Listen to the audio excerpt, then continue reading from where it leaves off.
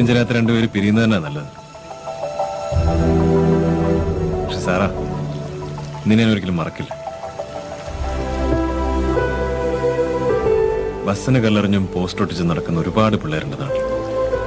കയ്യിലൊരൊറ്റ പൈസ കാണത്തില്ല, ശരിക്കും ചതിക്കില്ല, വഴിയിലിട്ടിട്ട് പോകത്തുമില്ല. അവരാഗ്രഹിച്ചാൽ നടക്കാത്തതായി ഒന്നുമില്ല. സാറാ, നിനക്ക് കേരളത്തിലെ പിള്ളേരറിയില്ല.